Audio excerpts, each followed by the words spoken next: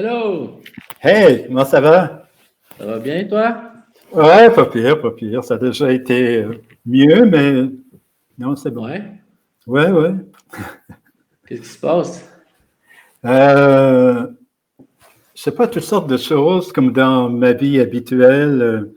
J'ai toujours fait 50 000 choses en même temps, ce qui fait que je m'ennuie jamais, mais des fois, c'est assez désorganisant. De ce temps-là, je suis en train d'écrire une pièce de théâtre qui va être lue au mois de décembre avec d'autres pièces qui n'ont jamais été montées, là. OK. Parce que c'est ça, c'est assez particulier parce que la poésie, pour moi, c'est comme un domaine en particulier. C'est pas, je fais pas uniquement ça. Alors, c'est pour ça que quand les gens disent que je suis un poète, je me sens un peu Ouais. comme étrange. Mais parce que j'ai écrit beaucoup au théâtre, j'ai écrit beaucoup d'essais aussi. Puis, donc, c'est d'autres formes d'écriture. Par contre, Mais j'ai jamais fait de roman. Toi, tu as fait des romans. j'en ai fait une coupe, mais c'est pas des vrais dans le fond, là. Tu sais, c'est plus des recueils de poésie cachés. Tu sais, de la poésie en prose. Tu sais, mettons, si tu regardes ça vite fait, puis ça a l'air tout un bloc de texte, puis c'est plus facile de le faire passer pour un roman. Mais là, je suis en train d'en faire un. Puis qu'est-ce qui est drôle, c'est que ça se passe au Nouveau-Brunswick, à Campbellton. Je raconte des histoires d'adolescence, tu sais, sur le bord de la beach, des amours adolescents, puis les jeunes de 17-18 ans qui font des feux, ils vont à la pêche, des affaires de même. OK. C'est cool le bout parce que, tu sais, il était un bout, je faisais beaucoup d'autofiction, tout ça. Puis, tu sais, c'est down, c'est pesant. Puis là, on dirait que j'ai envie d'écrire de quoi de lumineux, puis avec sur le bord de la beach, là, tu sais. Ouais, ouais. Ça fait du bien. Toi, Moi, ta pièce, ça parle de quoi?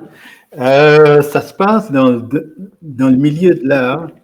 Puis j'ai toujours écrit, j'ai souvent écrit sur des gens qui sont comme des losers quelque part. Enfin, c'est péjoratif de Ouais. dire ça, mais c'est des beaux losers. C'est un peu comme Leonard Cohen avait écrit Beautiful Losers. Mhm. Donc dans ce sens-là, c'était très très populaire puis très un peu agressif des fois. Là, j'ai eu envie de faire quelque chose dans un monde que je connais bien, qui est le monde de l'art, puis de faire parler des gens sur des choses que le public connaîtra peut-être pas. Mais en même temps, lorsque ça sera monté, je la vois monter avec des projections. Tu sais, des fois, dans Much Music, tu as des chansons, puis tu as comme de l'information qui rentre en même temps. Donc, ça serait une pièce de théâtre un peu comme ça, là. Ah ouais, hein? Ouais. Puis tu touches un peu la poésie encore ou ça, c'est fini? Ben, je fais de la poésie encore, mais je ne sais pas si je vais faire d'autres livres. Je OK. continue d'écrire. Là, je viens de finir un livre, encore là, sur les arts. J'ai fait une résidence à un moment donné à la galerie Beaverbrook. OK. Et ce que j'ai fait, j'ai photographié comme des fragments de peinture. Quand tu regardes ça, ça ne te donne pas une idée vraiment de qu'est-ce que la peinture, mais après ça, j'ai écrit là-dessus des choses qui, des fois, sont de la pure fiction, d'autres fois, c'est des haïkus. C'est vraiment comme un livre baroque, là, vraiment échevelé. Et je l'ai terminé. Ça me fait plaisir. Je trouve ça un beau livre, mais je ne sais pas si ça pourrait intéresser quelqu'un. Je sais pas, de plus en plus, je suis comme dans cette space-là. Comme la dernière expo que j'ai fait, là, qui vient de finir, c'est juste des bandes de couleurs. Puis, je veux dire, je n'ai pas eu un très grand feedback par rapport à ça. La pandémie, ça, les gens restent Ouais. chez eux. Ouais. Mais moi, j'aime beaucoup cette expo-là. Mais je suis sûr qu'il y a beaucoup de gens qui ont été pris en disant, voyons, je sais pas. Puis en T'as poésie, c'est la même chose. l'impression que tu t'en vas de plus en plus pointu, puis que c'est de moins en moins accessible, c'est une affaire comme ça que Oui, mais je ne l'ai pas fait volontairement. Je ne sais pas. À un moment donné, j'avais publié un livre qui s'appelle Brunante. Puis c'est un peu des histoires d'enfance, de comment je suis devenu artiste et tout ça. Mhm. Et je pensais que ça intéresserait peut-être 25 personnes. Finalement, ça a très bien marché. Ouais. Et il y a quelqu'un qui m'avait donné un commentaire qui m'est toujours revenu. Elle m'avait dit, une fois qu'on a fini de lire ce livre-là, on se sent plus intelligent. Et c'est un peu Ouais. ça que j'ai essayé de faire avec la pièce. Et avec la poésie, c'est un peu ça aussi. Puis toi, qu'est-ce que tu fais maintenant? Mais c'est la même affaire. Moi, c'est comme. Tu sais, quand j'ai commencé mes premiers livres quand j'étais un peu plus jeune, début vingtaine, tu sais, puis je faisais ça. Puis là, finalement, à un certain point, moi, j'ai découvert Federico Garcia Lorca. Puis là, je l'avais entendu parler, tu sais, Leonard Cohen, il aimait bien dropper son nom à gauche puis à droite. Tu sais, le kid, tu sais, il appelait sa fille Lorca, puis c'est comme c'était son number one fan, là, tu sais. Fait que là, un jour, j'ai cherché le livre Poète à New York parce que je savais que dans ce poème-là, c'était la chanson Take This Waltz de Leonard Cohen, tu sais. Aïe, aïe, aïe, aïe. Puis là, je me suis dit, j'aimerais lire le poème, tu sais, voir la différence, comment il a traduit ça, puis où est-ce qu'il a été chercher les nuances. Finalement, le livre était discontinué, je ne l'ai jamais trouvé, je l'ai cherché pendant des années. Finalement, je l'ai trouvé à New York en anglais-espagnol, mais je parle ni espagnol, puis ni assez anglais pour lire de la poésie compliquée de même, tu sais. Ça fait que là, j'avais ça chez nous, je ne pouvais pas vraiment accéder au poème pour vrai encore. Puis finalement, un jour, je rentre dans une librairie, puis Gallimard l'a réédité. Un petit livre bleu, c'est Poète à New York, frais, sorti des presses. Je l'ai acheté, puis là, j'ai lu ça au complet, puis j'ai découvert ça, une petite du genre de surréalisme, mais tu sais, le surréalisme espagnol, là, un peu plus, il veut dire de quoi pareil, tu sais, c'est pas juste, c'est comme faire une joke, là, tu sais, il y a vraiment un message qui se promène là-dedans. Puis quand j'ai découvert ça, mais là, j'ai commencé à écrire ça moi aussi. Puis, moi, dans ma tête, c'est ça qui est bon, là, tu sais, je me dis, c'est ça qu'il fallait que j'accédais à ça. Puis finalement, mes cotes ont baissé sur Goodreads. Tu sais, on n'est pas supposé d'aller sur Goodreads checker, mais je vois les chiffres baissent, fait que là, je me dis, OK, peut-être finalement, moi, je pense que c'est bon au bout, là, tu sais, là, que j'ai trouvé de la complexité, puis que je suis rendu deep au bout. Mais finalement, le monde aime moins ça. Fait que là, j'essaie de, OK, je prends un peu de recul. Parce que des fois, c'est ça, les artistes, souvent, tu sais, les chanteurs, tu sais, ils font des musiques, Eminem, il a fait ça récemment, il est devenu très compliqué, puis il a fait des musiques off-beat, tu sais, puis tu te dis, oh, les shit, puis lui, il doit te dire, j'ai jamais rien fait de merveilleux de même, là, tu sais. Ouais, C'est ça ouais. qui est drôle de voir le clivage entre qu'est-ce que nous autres, la prouesse technique, puis d'arriver, puis faire quelque chose qui est de plus en plus compliqué, tu sais. Puis Non, c'est voir la ça. réception qui, des fois, est plus rigide. Mais le public, c'est comme imprévisible. Tu peux vraiment pas savoir ce qu'il aime. J'ai essayé à un moment donné, du temps où j'avais comme des difficultés financières, de faire des œuvres qui pourraient plaire. Et ça marchait pas parce que, je veux dire, même les gens qui font des choses qui sont populaires ou naïves, ou même quétaines, ils y croient intensément. Ils pensent que ce qu'ils font, c'est la même chose comme nous quand on écrit quelque chose, quand on fait quelque chose, on met toute notre âme. Mais c'est intéressant que tu mentionnes Lorca et le surréalisme parce que c'est une des choses que je trouve dans ce que tu écris. Il y a un sens de la métaphore qui est vraiment déjanté. C'est la manière que ça fonctionne, une métaphore. Il y a deux pôles et le sens se crée au milieu. C'est le lecteur qui va le faire. Et plus les pôles sont éloignés, plus le lecteur doit travailler. C'est la même chose que devant une œuvre abstraite. C'est le regardeur, il peut dire ça c'est niaiseux, mon enfant de 3 ans est capable de faire pareil, et puis l'œuvre vient de s'écrouler. Mais tu peux dire non, il y a quelqu'un qui a mis son temps, son âme, qui a passé sa vie à faire ça, qui est arrivé à produire ça, donc il faudrait peut-être au moins que je m'attarde. Donc c'est la même chose par rapport à lorsque je te lis, il y a des métaphores qui sont comme vraiment, les pôles sont vraiment très éloignés. Mais d'un autre côté, au milieu, il y a quelque chose, il y a comme un troisième sens qui se dégage. Et ça, je trouve que c'est vraiment fabuleux. C'est quelque chose que je fais de moins en moins et ça m'inquiète. Je pense que à un moment donné, au début, je faisais ce genre d'exercice-là ou de travail-là. Et puis, à mesure que j'ai continué à écrire, c'est devenu comme plus narratif, c'est devenu comme plus américain. C'est la poésie américaine, tu lis ça, tu te dis, my God, c'est de la prose, j'aurais pu écrire C'est ça. ça, hein? Mais tu sais, avec ce que tu dis là, la société a fait les amateurs de poésie ont fait le même cheminement que tu décris là, que de plus en plus, les livres qui pognent, chez les jeunes, tu sais, qui sont au cégep des universités, c'est des livres ils appellent ça le new narrative, tu sais, c'est de la prose, il y a pas une figure de style. Puis là, nous autres, les vieux de la vieille, en tout cas, on regarde ça, qu'est-ce qui se passe, tu sais? Mais les autres, c'est un nouveau trend, tu sais, puis il y a eu beaucoup de critiques négatives dans les lettres québécoises, les places de mer. Les critiques, c'est pas le même paradigme. Fait qu'ils regardaient ça comme ils disaient, il y a pas de métaphore, donc ça vaut une étoile, tu sais.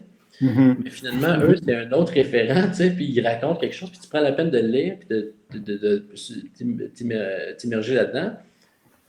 Tu passes par toutes les émotions, puis ça te fait pomper le cœur à la bonne place. Puis, tu sais, tout le processus que quand tu lis un recueil de poèmes qui te guide, puis c'est un parcours, puis c'est une montagne russe, mais tu as tout ça là-dedans aussi, mais par un autre chemin. Oui, c'est ça, parce que moi, j'ai beaucoup écrit en prose. Depuis les débuts, je fais beaucoup de poèmes en prose.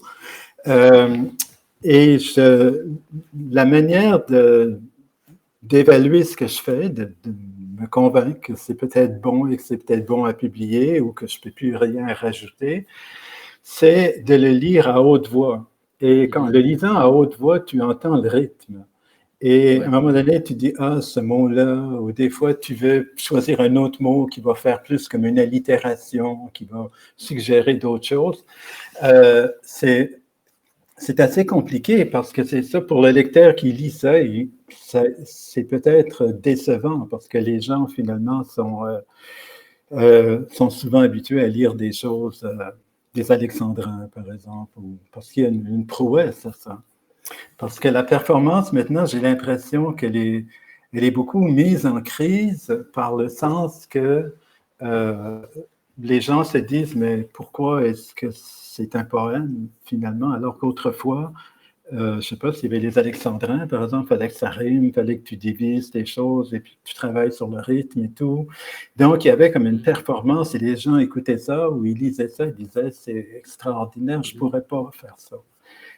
C'est une des choses décevantes par rapport à la poésie, mais aussi, je trouve, par rapport à l'art moderne en général, le fait que la performance, des fois, est mise en doute souvent. Mm-hmm. Mais dans la poésie, mettons, moderne, mettons, tu sais, moi, je sens qu'il y a une certaine, malgré que c'est moins rigide, il y a une certaine métrique là-dedans, pareil. Tu sais, moi, ça m'arrive souvent. Moi, en tout cas, quand j'écris, j'écris 3, 4 vers, 4, 5. Puis là, il y a comme un beat là-dedans, là, tu sais, ça coupe à la bonne place, il y a un flow, puis là, ça. Mettons, tu changes un mot qui n'a pas le même nombre de syllabes, mettons, ça fuck l'équilibre du poème au complet, dans le fond. Puis juste, s'il lit pas bien, ça coule plus. Puis c'est même pas le sens, tu peux mettre un synonyme, dans le fond, puis s'il n'y a pas la même métrique, là, ça déséquilibre la lecture. Puis ça, c'est quelque chose qui est comme qui est intuitif. C'est comme le jazz, dans le fond, là, ça, c'est super intuitif, puis il faut que tu développes, j'imagine, chacun développe son souffle là-dedans, puis tout le monde n'est pas pareil. Mais c'est quelque chose qui est un peu qui gagne à être là. Puis j'imagine que. Puis moi, j'ai toujours fait ça, mais je m'en suis jamais rendu compte. Dans le fond, dans la matin, c'est du vers libre. On s'en fout du nombre de syllabes, mais on s'en fout pas. Dans le fond, là, tu sais, c'est comme. Il y a quelque chose là qu'il faut qu'il soit cohérent un par rapport à l'autre. Non, absolument, c'est vrai, parce que des fois, tu écris quelque chose, puis au niveau de la longueur ou du rythme, etc., Ouais. tu te dis, ah, ça fonctionne super bien. Puis des fois, c'est un alexandrin. Je ne sais pas s'il y a des formes comme ça, qui sont... naturelles. Ouais, qui sont naturelles. Moi, je pense que la poésie, à la base, c'est la musicalité. D'ailleurs, autrefois, les poètes étaient aussi chanteurs. Je veux dire, comme la poésie au début, c'est des chants guerriers. Je veux dire, l'Iliade et tout ça, ce sont des chants que les gens entonnaient pour se primer, pour aller au combat. Mais je pense que c'est resté quand même au niveau du langage et du discours. Mais toi, comment tu sais que tu as fait un bon coup quand tu as écrit un poème? Tu te dis, ah ben là, il faut que j'arrête. C'est mon grand problème. J'ai comme un OCD qui fait que je retourne tout le temps checker. Puis ça, c'est un de mes grands problèmes. C'est pas un problème artistique, là, parce qu'au bout de la ligne, ça arrive au même. C'est un problème de confort, là, parce que souvent, je le fais, puis là, je me dis, je veux juste checker, juste faire ça, c'est correct. Là, puis là, je check, puis là, j'ai comme un petit mauvais sentiment, là, je sais pas ça, je arrange une petite affaire, puis là, je recheck, jusqu'à temps que ça devient opaque, puis je vois plus rien. Puis à partir du moment que je vois plus rien, je lâche. Puis 2, 3 semaines après, quand j'ai plus de recul, que je réussis à juste. Parce que c'est un aimant, c'est comme l'esprit, tac, tac, on check, tu sais. Puis quand je réussis à faire pack, je dis, hey, oublie ça, je m'en fous, là, tu sais, il n'existe pas. Puis là, 2, 3 semaines après, je peux retourner. Puis souvent, c'est mes versions vers le début qui sont les meilleures. Tu sais. Pas la première, mais la troisième. Tu sais. J'en ai 25 documents. Là. Souvent, il faut que je retourne au document 3, 4. Puis là, je le lis, le document 3, 4, il est bon, là, tu sais. C'est comme un fader, il y a une place que c'est l'équilibre point. Puis moi, j'ai juste continué là, sur 10 documents Word après, là. Mais le bon était au 3, tu sais, au 4. Puis j'ai juste besoin de cueillir le document. Puis là, mais tout ce processus, c'est souffrant, là, tu sais, ça donne rien. J'aurais pu m'en sauver. J'aurais pu sauver un paquet de travail. Ouais. Moi, Mais c'est bon, ouais. Non, vas-y. Non, mais c'est ça, c'est comme c'est mon modèle qui fonctionne. Mais l'important, c'est la pause, puis d'être capable d'aller repuiser là-dedans, puis trouver le bon. Parce que tu pourrais faire l'erreur, un gars pourrait facilement faire l'erreur d'envoyer le dernier. Tu dis, j'ai fini mon travail au bout de 20 documents, puis là, t'envoies ça, puis tout stérilisé. Ça m'avait arrivé à l'écrou, mon livre Girofort de danse parfaite, le livre rose. J'avais exactement ça, on avait fait une couple de versions, puis là, ils m'ont dit, fais juste peaufiner ça un peu chez vous. J'ai décollé pendant 3 mois avec ma blonde dans le temps, puis là, on a travaillé ça, là. Tu comprends? C'était Vicky, là, Vicky Jean, tu l'avais rencontré à travers Vicky Jean. Ouais. On avait travaillé le manuscrit, puis finalement, ils m'ont dit, t'as tué ton livre, tu sais. Ouais, il n'y a plus rien là-dedans. Puis finalement, j'avais même pas de copie, mais eux, ils en avaient une sur leur ordi. Puis on a juste cueilli ça, puis on a changé 2 virgules, puis c'était ça le livre. Non, c'est ça. Moi, je suis comme très zen par rapport à ça, parce qu'à un moment donné, je me dis, il faut que je le laisse aller, parce que je travaille la plupart du temps sur plusieurs livres en même temps. Comme là, j'ai comme une douzaine de livres en chantier. Une douzaine et 5, OK. Non, je sais. Puis quand il y en a un que je me dis, ben là, je ne peux plus rien rajouter, ou comme toi, je me dis, là, c'est changer pour changer. C'est pas meilleur, c'est juste différent. Alors à ce moment-là, je me dis, il faut que je me libère de ce livre-là. Roland Barthes disait, sa célèbre citation à la fin des essais critiques, on écrit pour être aimé et on est lu sans jamais l'être. C'est un peu ça. Et c'est pour ça qu'on fait un autre livre. Donc, c'est ça, je me dis, à un moment donné, tu te dis, bon, ben, celui-là, on va le laisser aller, on fera d'autres choses. Il faut le laisser aller, ouais. Ouais. Puis moi, j'ai toujours ce sentiment-là, tu sais, c'est pour ça qu'on fait un autre livre, quand tu dis ça, c'est toujours les sentiments, il publie, puis là, tu es comme, je peux faire mieux, tu sais, déjà, c'est comme, je dis, c'est pas encore dans le 1000 points, tu sais, puis là, je recommence tout le temps, mais là, ça fait plusieurs fois que je fais ça, puis toujours le sentiment, on va faire un... Non, là, je l'ai compris, là, tu sais. Ça me faisait ça avec la musique aussi, j'enregistrais des tracks, mettons des MP3, là, tu sais, j'enregistrais ça. Je pouvais enregistrer de quoi, ça fait 10 ans que je joue, j'enregistre de quoi le lundi, puis le mardi, j'ai le sentiment que là, le MP3, il est plus valide, il faut que j'enregistre de nouveau, puis là, je m'améliorerai, là, tu sais. Ça n'a pas de bon sens. Mais toi, tu fais de la musique aussi. J'ai écouté la musique que tu avais fait. Je trouvais ça vraiment super beau. Je voulais même la télécharger. Mais je ne sais pas, mes connaissances en informatique, comme on a vu dans le setup de cette rencontre, ne sont pas très à point. Donc, je ne suis pas arrivé à le faire. Mais j'avais trouvé ça vraiment intéressant. Quelle place est-ce que ça tient dans ton travail? De moins en moins. De moins en moins. J'ai passé ma vingtaine à écrire des chansons, mais sans jamais me concentrer sur la qualité de l'interprétation ou sur l'idée de faire du rock and roll. Tu sais, moi, c'était très cérébral, c'était dans ma tête. Je fais une chanson, puis elle pourrait être chantée par un robot, là, tu sais, puis tu as accès à la chanson dans ma tête. Là, tu sais, c'était ça qui était là. Puis finalement, à un certain point, mais il y avait aussi toute la partie que je voulais chanter aussi, j'aimais ça, mais j'avais pas comme vraiment les aptitudes.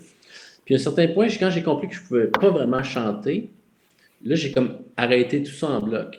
J'ai toutes ces chansons-là encore, j'ai tout dans ma tête, sont là sur l'ordi, tout ça. Puis là, j'ai l'œil ouvert. J'ai réussi à en placer une couple. Je l'ai donné à Sébastien Bérubé. Puis la chanson est fait magnifique. Là, il a mis sur son album. Très beau. Après ça, je l'ai fait un autre avec une fille, Ariane Zita, j'en ai donné une. Puis là, j'essaie de les placer une par une. J'en ai un méchant paquet. Lentement, puis placer des tunes de même, ça participe d'une amitié. C'est ça que j'ai compris. C'est pas, tu forces pas ça. Là, il y a quelque chose. Puis là, je suis en train de faire présentement une chronique sur les paroliers des grands chanteurs populaires. J'en fais à la radio. Puis là, je vois tout le temps le processus, tout le temps de même, tout le temps d'un party, toujours 3 heures du matin. Il y a toujours une boîte de pizza sur la table, puis là, ils écrivent une tonne dessus. C'est ça, là. il y a un peu de ça, puis ça prend, il faut t'aller dehors, faut t'aller dans les parties, il faut que tu fasses des amitiés. Puis moi, je suis un gars assez réservé, là, je sors pas trop de la maison, c'est pour ça que ça va. J'en ai juste deux, trois de placés parce que je suis à 3 heures du matin, moi, je suis déjà couché. Fait que ça prend en moins de place. Mais ce que j'avais aimé avec faire la toune, mettons, d'Ariane Zita, ça m'avait rapporté quand même beaucoup d'argent. Les droits d'auteur, ça rentrait des chèques chez nous. Puis je me suis dit, OK, ça c'est facile. Tu sais, je peux écrire un roman, ça me prend 1 an, un travail à temps plein. Puis je fais. La chanson, c'était comme. Ça prend pas longtemps à écrire. Puis elle fait juste rouler tout seul après. Puis ça rapportait. Je me suis dit, OK, il y a un avenir financier là-dedans. Puis finalement, c'est ça. J'ai jamais réussi à en vendre d'autres qui est profitable. Mais j'avais trouvé que c'était pas pire. Puis jamais l'idée d'un ghostwriter. Tu sais, tu t'envoies la chanson, personne ne sait que c'est toi, tu restes chez vous. Puis j'avais trouvé que c'était le fun. Il y avait de quoi là qui était une modestie. Là. J'avais trouvé que c'était comme. C'était un bon rôle pour la trentaine. Tu sais, quand t'as 20 ans, tu veux jouer du rock. Là. 30 ans, je trouvais ça cool d'être chez nous puis de regarder ça de loin. Mais quand tu dis que tu étais un ghostwriter, ça veut dire est-ce que tu signes les chansons? Oui, le signe, c'est ça. C'est signé. Ouais. C'est pas un vrai ghostwriter, c'est ça, mais. C'est plus comme l'auteur de chansons. Mais c'était comme. Moi, quand j'imaginais ma vie, quand j'étais plus jeune, j'imaginais plus que j'allais être chanteur, puis la littérature, c'est un side project. Mais on n'a pas, tu sais, qu'est-ce qu'on est capable de faire mieux que d'autres choses? C'est comme, c'est un peu imposé, là, tu sais. J'avais choisi, j'aurais mieux chanter comme Axl Rose, là, tu sais. Mais finalement, je suis plus capable d'écrire la poésie. C'est mon grand drame, Armé. C'est mon grand drame. Hier, il y avait une rencontre comme ça avec Sébastien Béribé et Pierre-Ross Tremblay. Et justement, Sébastien Béribé, qui fait de la musique aussi, il disait « Avant, j'étais un chanteur qui écrit des poèmes. Maintenant, je suis un poète qui écrit des chansons. » Donc, c'est comme pour lui, c'est juste que l'intérêt a shifté ailleurs. Tu as dit quelque part, à un moment donné, que toi, tu écrivais surtout au jeu. Et ça m'a intéressé parce que à un moment donné, je me suis aperçu que je n'écrivais plus au jeu, mais que je prenais la poésie un peu comme une autre manière d'écrire. Ça pouvait être une description, ça pouvait être une fiction, ça pouvait être un dialogue dont j'étais plus ou moins témoin, mais non pas instigateur ou participant. Donc, c'est ça. Toi, lorsque tu écris au jeu, c'est quand même assez compromettant, finalement, parce que tu te mets en danger jusqu'à ce point. Ouais. Mais tu sais, j'aime ce que tu dis, le fait que le jeu est disparu dans ton écriture, parce que moi, pour avoir étudié beaucoup le bouddhisme puis chercher la voie, là, mettons, le no-self, là, c'est le centre de tout le programme. Là. Puis cette idée-là, de voir ça disparaître, mettons, dans ton écriture, il y a comme quelque chose de rassurant là-dedans. Là, quand on voit le jeu disparaître, on dirait que ça témoigne d'un processus spirituel, là, quasiment pas spirituel, mais psychologique, là, de maturité. L'idée de. Puis moi, je me rends compte, j'ai 36 ans, mais plus que j'avance, on dirait qu'il y a des couches de stress puis d'affaires de qui s'en vont. Puis tu arrives à un moment qui. Moi, le jeu aussi, je suis rendu, genre, j'avais de le larguer, là, dans le sens que j'écris de plus en plus sur de la fiction, des affaires, des histoires inventées. Ça peut être écrit au jeu pareil, mais c'est pas moi le gars. C'est comme c'est un autre personnage. Il y a de quoi là, c'est ma première transition. Fait il y a de quoi là qui est beau de voir, si on peut relever la tête un peu, puis voir autour qu'il y a un monde, il n'y a pas juste qu'est-ce qu'une notre expérience intérieure à nous. Non, c'est fabuleux parce que moi, j'ai écrit un seul roman que je n'ai pas publié, que je retravaille de temps en temps.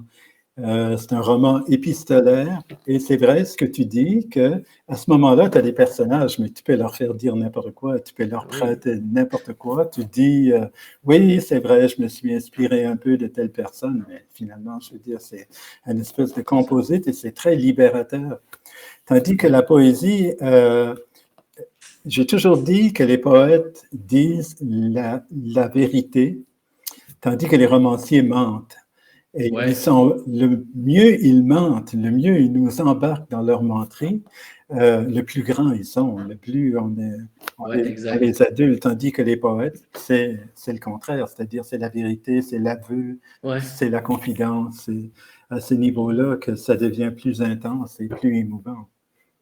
C'est dur en poésie. Moi, j'ai essayé de faire, tu sais, pas de la fiction là, de poésie, mais de faire un peu comme de me donner un thème. Là. Tu sais, si je vais écrire, je vais écrire sur, mettons, quand je travaillais à l'hôpital de Hull, puis je vais raconter faire un livre de poèmes là-dessus, mais c'est plaqué au bout, là, tu sais, il n'y a pas y a pas l'élan. C'est comme le jazz, tu sais, de comme, faut, tu sais, faut que ça soit connecté avec une émotion, c'est ça qui fait vibrer la page. Puis s'il n'y a pas ça, c'est complètement plate. Hmm. Puis ça donne absolument rien. Puis en roman, tu peux, un peu de ton idée. Moi, je sens que j'ai besoin l'élan du jazz aussi en roman, mais pas pour la même forme, la même chose, tu sais. Cet élan-là du jazz pour le roman, c'est un élan juste de la beauté de la phrase, de la musicalité, juste de la logique, de la manière que les phrases sont construites, puis que tu amènes tes petites ouvertures, puis tu sais. Puis ça, tu peux le faire sur commande. C'est juste une technique, comme tu peux dire, on ouvre ce canal-là, de faire le ton, tu sais, tu sais, ce qui est un ton, une voix. Tandis que la poésie, c'est pas là que ça se joue, tu sais. C'est sûr, vraiment, si tu es capable de t'impliquer émotivement dans ta feuille de papier. Puis ça, tu peux pas le commander, celle-là. C'est ça qui est terrible, dans le fond. C'est le seul, tu sais, j'ai écrit des scénarios aussi faciles. Tu commandes ça, tu sais, mettons, j'écris un gars qui a une scène, il tire du fusil, les gangsters. Je me couche le soir, je me lève le lendemain matin, j'ai une crise d'anxiété, il y a quelque chose qui me dérange dans mon cœur. Ils sont encore là avec le fusil, puis il dit, toi, puis il crie par la tête. Puis moi, je ne vais pas commencer à dire, oui, mais j'ai un peu d'anxiété. T'es dans le même sens. Faut que tu reprennes ton travail ou si tu l'as laissé la veille. Puis c'est indépendant de comment tu te sens, la scène, elle continue dans le même sens. En poésie, c'est impossible de faire ça. C'est une beauté, c'est une bonne chose, puis une mauvaise. Des fois, moi, j'aimerais ça. Dire, ouais, je pourrais écrire un petit livre de poésie, mais s'il n'y a pas de contenu spirituel, mais c'est impossible. Non, c'est ça. Une chose que je fais qui m'a limité puis qui m'a orienté aussi vers d'autres choses, c'est de travailler avec des contraintes. C'est comme à un moment donné, je me suis dit, je vais m'ouvrir un compte Twitter et je vais faire des haïkus à tous les jours pour un an.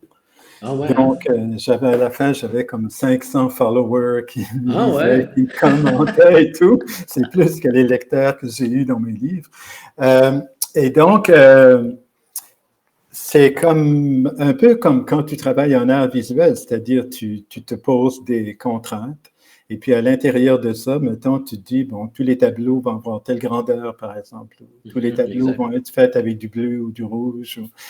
Donc, c'est comme des contraintes et ce que le public ou le lecteur apprécie, je suppose, c'est les variations. C'est comme des variations sur un thème.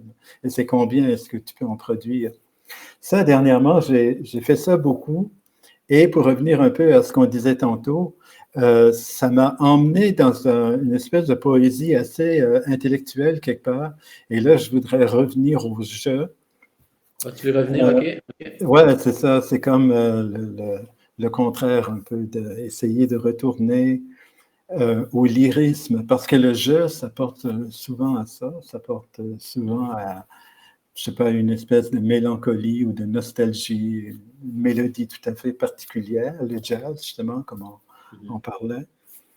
Donc, et l'autre chose aussi qui cause une contrainte, c'est que je travaille dans un logiciel de mise en page. Je travaille comme je suis Ah ouais. incapable de travailler sur une page 8,5 par 11. C'est-à-dire, je vais dans Quark Express, je définis qu'est-ce qu'est la grandeur du livre quand il va être publié. Ah Je ouais. fais la mise en page, je Oh my me dis, God. ah non, mais c'est maniaque. T'es pas Et dans Word, là. non, non, c'est ça. Puis Ah. après évidemment, ça génère une autre forme de sensibilité, ça m'emmène dans toutes sortes d'endroits Ouais. parce que ça te rend toujours conscient que tu travailles sur un livre. C'est Ouais. c'est comme C'est cette pas abstrait, notion-là. c'est pas des données, là. C'est un objet, c'est ça.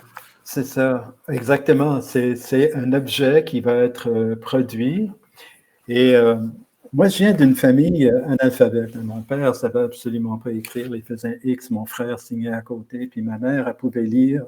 Mais elle était... j'ai toujours dit que ma mère était joycienne parce qu'elle écrivait au son.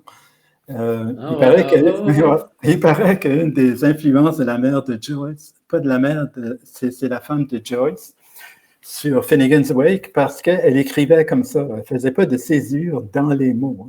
Elle enlignait tout ça. Ma mère ah ouais. écrivait de même des fois. Donc, je veux dire, le livre chez nous, bien évidemment, quand tu ne sais pas lire, tu n'achètes pas de livre. Alors, j'ai grandi dans une maison où il n'y avait pas de livre. Et justement, de faire des livres, pour moi, c'est comme exaltant quelque part. J'ai l'impression de me venger de la vie quelque part aussi. Et donc, oui, j'écris, tout ça pour dire que j'écris d'un logiciel de mise en page qui me rend extrêmement conscient que ce que j'écris, ce que je dis, ce que je fais, ça va finir dans un livre. C'est un objet. Ça. Moi, ça m'est arrivé comme pour mon. Que j'ai fait de 9 à 1 à l'Hexagone en 2017, je sais pas trop. C'est quand j'avais pas publié de poésie depuis un certain temps, j'avais publié 3 romans, puis là, j'ai fait un premier recueil, puis c'est là que j'avais découvert l'orca, puis tout ça, là, cette séquence-là. Là. Puis là, j'avais des vers, tu sais, c'était assez petit, mais de temps en temps, je le faisais passer un grand. C'est juste un qui dépassait un peu. Je trouvais ça, moi, j'avais de quoi une logique là, pour moi là-dedans. Là. Dans mon document Word, là, tu sais, je le voyais, puis c'était beau, c'était balancé, tu sais. Puis quand je suis arrivé à la mise en page du livre, mais le livre était trop mince. Ces vers-là, ils ne rentraient pas dedans. Fait que là, la correctrice, elle me les a toutes spottées, il y en avait 3, puis elle a dit faut tes coupes. Mais ça, il se coupait mal. Il se coupait pas, dans le fond. Ça faisait lait au bout.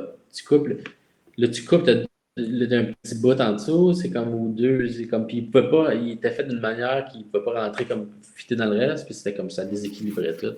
À un certain point, j'ai juste lâché prise. Là, j'ai dit, bon, on pèse Enter, puis on envoie. Mais il y avait ce que tu dis dans ton document de logiciel, c'est exactement ça, dans le fond. Là.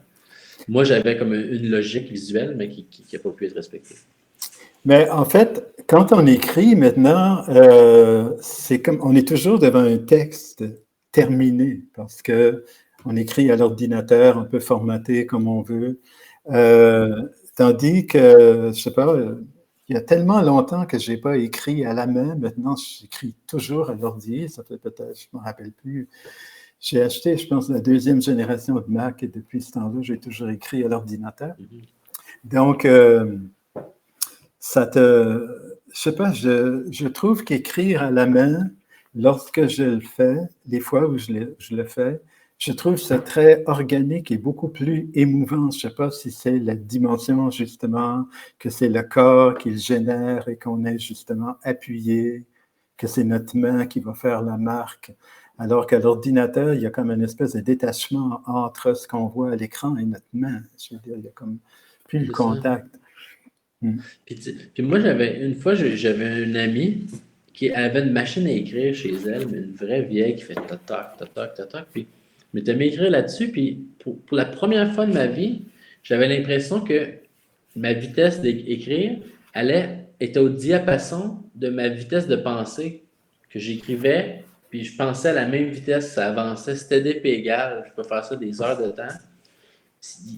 À l'ordi, en tout cas, moi, je tape plus vite que je pense. Je suis toujours en train d'arrêter. Je tape, puis là, j'arrête, je pense. Puis c'est pas en phase, tu sais. Au crayon, j'ai l'impression que c'est trop slow, tu sais. Ma pensée, des fois, il faut que j'arrête, puis là, je continue à finir La machine à écrire, chez Marie-Ève Comtois, c'était la perfection. Le poids des lettres. J'ai essayé d'acheter d'autres machines à écrire après, j'ai jamais eu le même plaisir.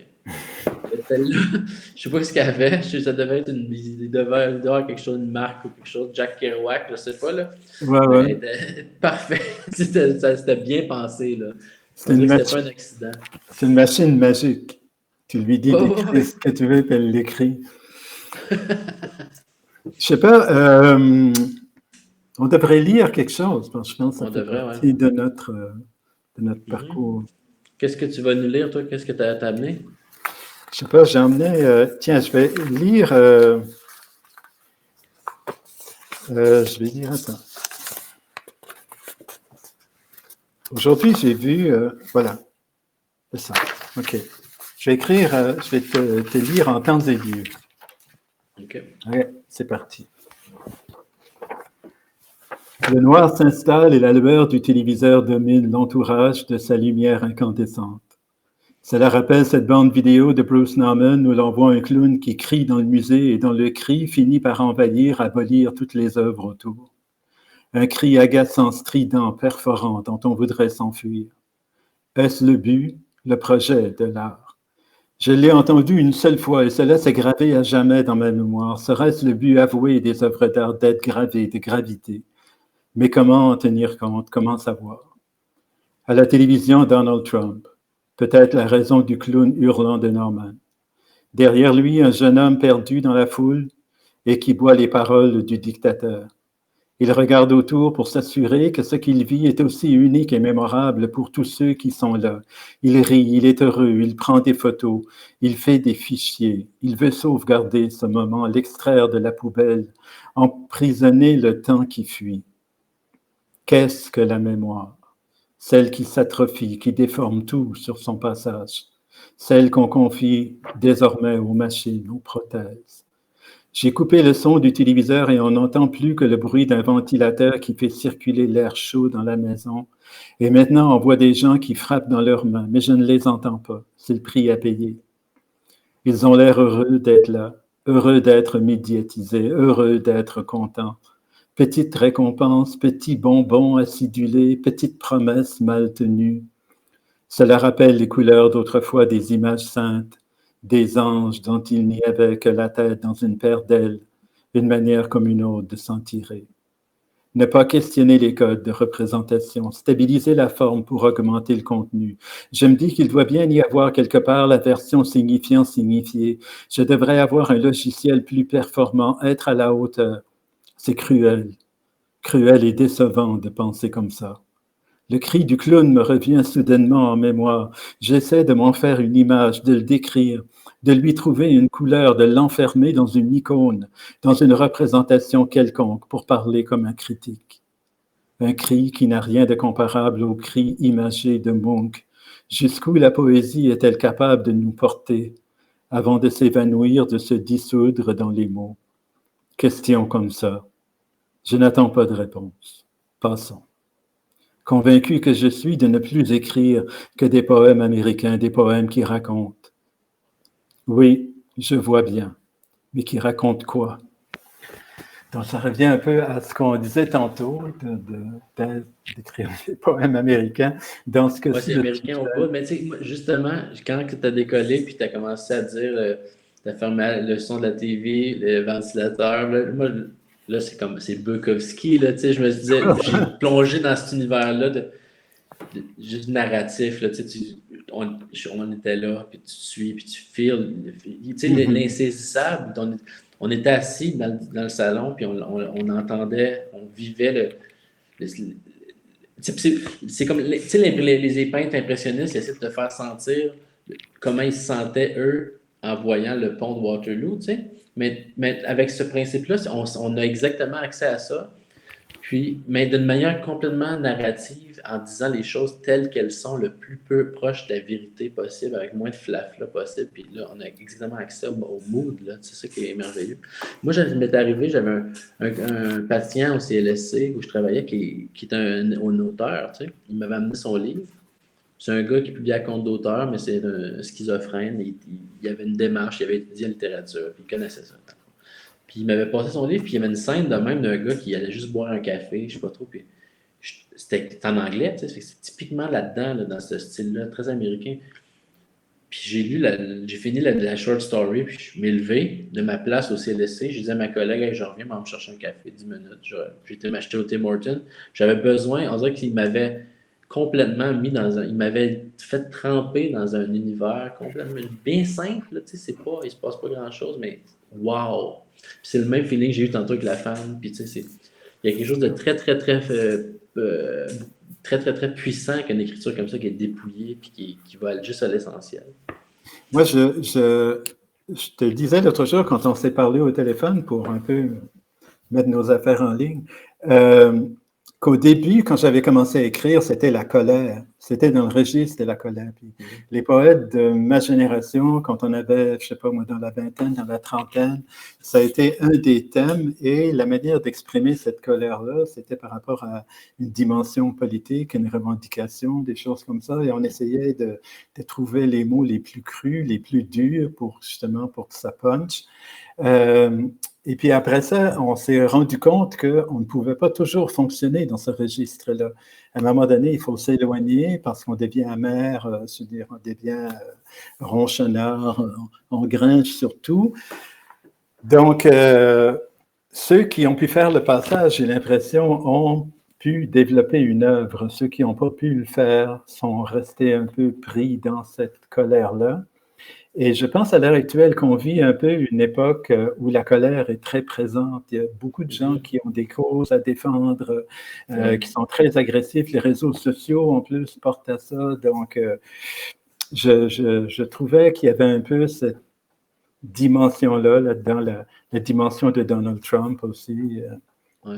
La paix, là, c'est quelque chose qui se perd, mais qui se gagne aussi. Tu sais, toi, tu dis que tu étais à la colère quand tu as commencé, puis là, tu as gagné une certaine paix. Puis là, ça se paraît dans l'écriture, puis une écriture plus zen, un peu, tu sais. Un peu, tu entends le chant du criquet, puis il y a juste un silence, puis wow, tout l'univers au complet est là, tu sais. Puis une certaine paix, mais la paix, ça vaut quelque chose qui est très important, là, tu sais. L'idée d'être en colère, revendiquer, faire avancer des idées, mais moi, en tout cas, juste dans ma vie personnelle, j'essaie le plus possible de me rapprocher de la paix, là, tu sais, d'avoir aucun... c'est une démarche philosophique là, de se retirer du débat, là, tu sais, parce que être tranquille chez soi, tu sais, comme ça vaut quelque chose aussi. Puis, moi, en tout cas, j'essaie le moins possible de m'imbiber dans la colère, justement. C'est important. C'est intéressant que tu parles de la philosophie parce que dans la philosophie chinoise, la philosophie et la poésie sont un peu mélangées. Ils n'ont pas développé, comme nous, deux branches séparées. Là-dedans, il y a un peu des, comment je pourrais dire, pas des appels, mais des indices de ce genre de réconciliation-là, c'est-à-dire de poser des questions auxquelles il n'y a peut-être pas de réponse, mais de les inclure à l'intérieur du quotidien. J'ai toujours beaucoup aimé ça, les choses qui font vraiment contraste. Et c'est pour ça que je me suis toujours arrangé pour que chaque livre soit différent du livre précédent, qui n'est pas qu'on ne me reconnaisse pas dans un style. Je ne sais pas pourquoi. Puis c'est comme ça dans tout ce que je fais. Alors. Robert Fortin m'avait dit, une de nos premières rencontres chez lui à Outremont pour mon premier livre, il m'avait dit, Daniel, sois celui que l'on n'attend pas. Puis là, j'avais, wow, ça c'est bon, là, c'est bien dit, là. Ça m'a toujours marqué, cette idée-là de toujours. Puis il y avait comme. Puis un autre, il y a un DJ une fois, il m'avait dit, un DJ, c'est un DJ, il vendait du pot, fait que dans le fond, moi, je le connaissais plus comme un vendeur de pot, mais c'est un DJ pareil, il mixait.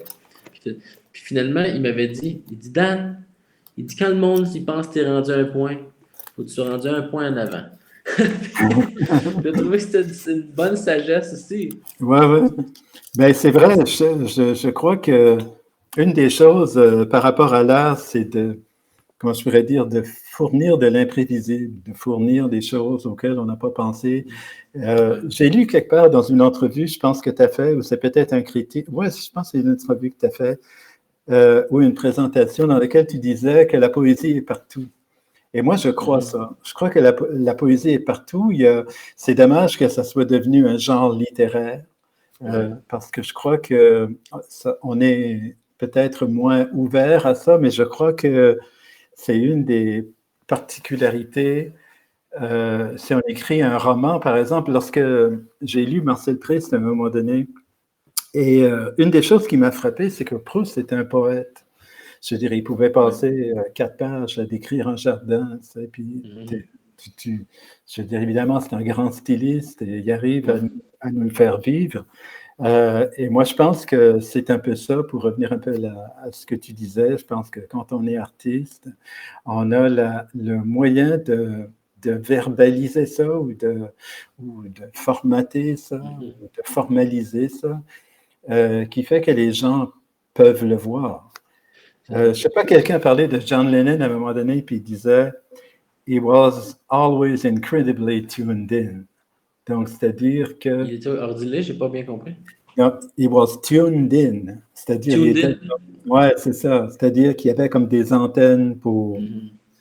et moi, je pense que les artistes font ça de n'importe quel milieu où ils vivent. Je crois que c'est un peu la fonction des artistes. Exactement. Puis tu sais, moi, une de mes choses que je fais tous les jours, c'est que si là, les restaurants sont fermés à Montréal à cause du coronavirus, fait que je peux plus, mais je vais m'asseoir pour prendre mon dîner ou mon déjeuner, puis je lis le journal de Montréal. Puis là-dedans, il y a des storylines, là, ça fait quelqu'un qui a un œil avisé. Puis pas la storyline la plus célèbre que le monde va se rappeler. La storyline que le monde ne se rappelleront pas le lendemain matin. Puis tu peux facilement écrire un petit roman de 400-500 pages dessus, puis c'est parfait, là, tu sais.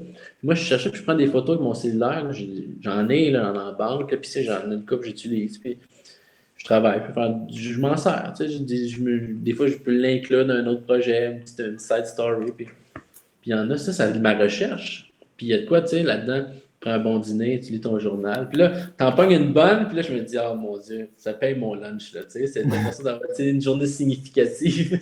C'est complètement passif. Il y a quelque chose de. Mais juste être sensible, la poésie, la même chose, tu peux la débusquer partout. C'était juste l'œil ouvert, elle est déjà là, dans le fond. C'est bizarre. Non, continue. Non, mais c'est ça, finalement, c'est ça que je voulais dire. C'est bizarre que tu mentionnes ça, le Journal de Montréal. À un moment donné, j'avais pensé prendre une année et dire je vais m'abonner à l'Acadie Nouvelle et je vais, à tous les mois, je vais changer. Okay, mettons le mois de janvier, ça va être des poèmes inspirés de l'Acadie Nouvelle. Le mois de février, ça va être une pièce de théâtre. Et j'aurais shifté de genre comme ça, des essais, toutes sortes de choses. Ah ouais. Mais c'est vrai ce que tu dis. Je veux dire, le journal, c'est quelque chose de vraiment inspirant. Je crois que c'est Andy Warhol, à un moment donné, qui, lui, pour ses films, c'était le National Enquirer. Toutes ces inspirations, il les trouvait dans le National Enquirer.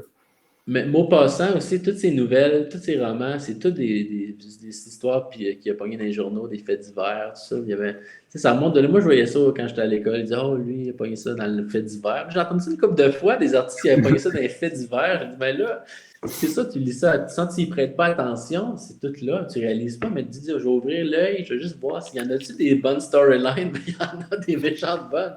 Ah non, la réalité dépasse la fiction, c'est sûr. Ouais. Mais Daniel, est-ce qu'on va t'entendre aussi? Oui, je vais faire une petite lecture. Moi, j'ai lire un extrait de mon livre Mélas. Oui. Qui vient de sortir la semaine passée. Que j'ai bien aimé. Merci. C'est la fin d'un. Tu sais, les cycles. Des fois, tu entends le monde qui parle de ça à Radio-Canada. C'est la fin d'un cycle. Puis là, ça sonne un peu pédant. C'est comme s'il fonctionne.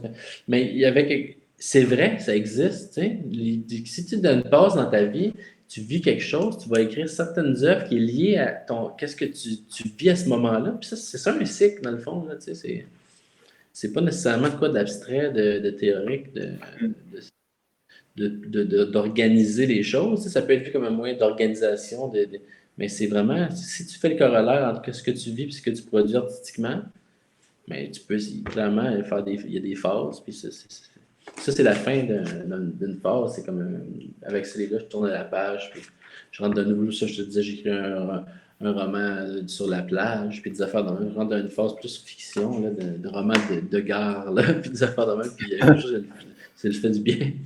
Mais ça, c'est la fin de la trilogie aussi. C'est la fin de la trilogie, ça. OK. Ce jour-là, les arbres étaient mous comme des guimauves, et les hommes qui les abattaient étaient en chute libre. Mais ce n'était rien contre toi, car les falaises jappaient encore derrière la gueule cassée de Gatineau. Et les fils pluviaux qui nous ligotaient s'immisçaient entre les rideaux qui n'étaient coupables de rien, je te le jure. Sauf si je vois les escaliers de la brume dans ta chevelure, je deviens une sauce tellement luxueuse que je pointe l'horizon où se lève une étoile. et je trouve qu'elle ressemble à Patrick Roy. Te rappelles-tu, nous avions été nous réfugier. Prenons la température du bruit. Les salves de rire portaient des bijoux volés. C'était une façon de bâtir des escabeaux dans tes hanches, de rouler les pilules dans la main du bowling. Les biscuits de tes cernes avaient fait un abat. Et à l'endos des murs, les glandes poussaient. Dru, tu avais trouvé un outil. Mais jusqu'aux vacances de la construction, ce matin-là, le pudding était en bronze. Dans les Israël, le ciel était comme un 7-up flat. Mais pour vrai, je n'étais pas dans un bon mood. C'est que la veille, tu étais morte depuis 5 ans et j'avais acheté un pain en ton honneur et j'avais mangé une tartine. C'était fucké. J'aurais voulu lancer des ballons de ciment dans des cerceaux de pollen et tirer sur l'autobus pour le faire s'arrêter entre deux arrêts. Car je savais que tu étais dedans et que tu étais le genre de fille à aller promener un écureuil avec moi dans les sourcils de Nelligan. C'est vraiment beau. Moi, ce que j'aime, c'est l'opposition entre des choses qui sont vraiment comme très sévères, très prenantes, et quelque chose de très quotidien. Et aussi des choses qui sont comme de l'extérieur, qui sont véritablement comme une surprise, comme l'apparition de Patrick Roy dans une métaphore. J'étais fier de celle-là, vraiment, de pouvoir plugger le nom de Patrick Roy. C'est que je trouvais que c'était un exploit, mais tu sais. Puis, mais il y a une partie de moi que j'adore placer des mots comme ça, un peu d'usage populaire. Là. Tu sais, Patrick Roy, là, c'est d'usage populaire, tu sais, c'est la culture de masse. Mais moi, j'aime ça, les mettre, les places toutes, là, tu sais, de Pepsi, puis 7-Up, puis j'aime toutes les mettre. Oui, ça nous ramène à la réalité. Il y a des bouts où peut-être plus zo que celui-là, ça me faisait penser à Denis Vanier. C'était une influence pour toi? Quand j'ai commencé mon premier livre à l'Hexagone, je ne le connaissais pas, Denis Valier. Puis il y a un gars qui est rentré chez nous un jour, un étudiant en art. On avait les deux, on était à l'UQAM. Moi, j'étudiais politique, lui étudiait art visuel. Il est rentré chez nous, puis il m'a dit « Hey, il faut que je te montre quelque chose. » Il montre Denis Vanier. Puis là, ça m'a scié les jambes parce que je me suis dit, on dirait que je l'ai copié, tu sais, dans le fond. Puis il y avait de quoi que c'est sûr que dans le fond, j'avais eu accès à l'information indirectement, tu comprends? Il y avait quelque chose d'autre que j'avais lu qui était directement influencé par lui, c'est sûr. C'est moi dans ma tête, je le connaissais pas, mais c'est sûr que je le connaissais d'une façon détournée parce qu'il y avait trop de rapports. Tu sais, puis moi-même, ça m'avait fait peur quasiment. Je me disais, oh my God. Tu sais, je ne pouvais pas dire que je l'ai copié, je ne l'ai jamais lu de ma vie, là, mais c'était le même genre de figure de style, un peu douce et violente en même temps, là, un peu cute, sucrée, puis piquante, puis toutes les deux en même temps. T'sais. Puis quand j'avais vu ça, je m'étais dit, oh my God. Ça m'a fait la même chose avec Federico Garcia Lorca, que je parlais tantôt, même sentiment. Moi, dans ma tête, Lorca, je ne le connais pas, tu comprends? Puis quand je plonge là-dedans, malgré qu'il faisait des affaires que moi, je ne connaissais pas, puis que j'ai appris, puis je me suis dit, oh wow, lui, il va plus loin. Mais juste dans la façon de brusquer les images, tu sais, de mettre deux affaires qui n'ont pas rapport ensemble, vraiment le plus, comme tu disais, les deux pôles le plus éloignés possible. Puis je m'étais dit, my God, on dirait aussi que je me sens des influences de lui, mais je ne le connais pas, tu sais. Mais lui aussi, il le connaissait d'une façon détournée. Moi, j'étais un élève number one de Leonard Cohen. J'ai étudié tous ses livres, j'ai les chansons, je les ai passées au peigne fin. Fait que moi, c'est sûr que ça a passé par Leonard Cohen, puis certaines des figures de style de Cohen, tu sais, il y en a une couple, tu dis, wow, tu dis, toi, tu connais ça, mais c'était directement le mimétisme de Lorca, puis moi, je mimétise de Leonard Cohen, puis finalement, je lis Lorca à la fin, puis je suis comme, wow, c'est la même affaire, dans le fond, tu sais. Il y a quelque chose de beau là-dedans, de l'héritage qu'on peut avoir de quelqu'un, puis on n'est pas au courant.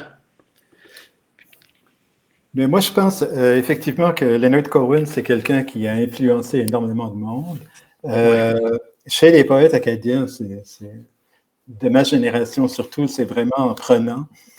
Moi, je n'ai pas lu beaucoup de poésie dans ma vie, mais j'ai écouté beaucoup de musique et les influences, c'est ça, comme Leonard Cohen, ça a été une influence majeure. Et Léo Ferré, je trouvais que c'était comme deux poètes importants. Mais je trouve qu'une autre chose qui m'est revenue en mémoire pendant que je te lisais, c'est Régent Ducharme. Oui. La vallée Ça, des ça l'influence Avalanches. aussi vraiment. Ouais, ouais, Oui, oui. ouais, ouais, ouais. Ouais, moi Puis, aussi. ouais. Moi, c'est quel ton préféré de Régent de Chambre? L'hiver de force. Moi aussi, c'est ça. C'est Ouais, ça. ouais. Mais la vallée de la vallée, je trouve que c'est un peu aride, là.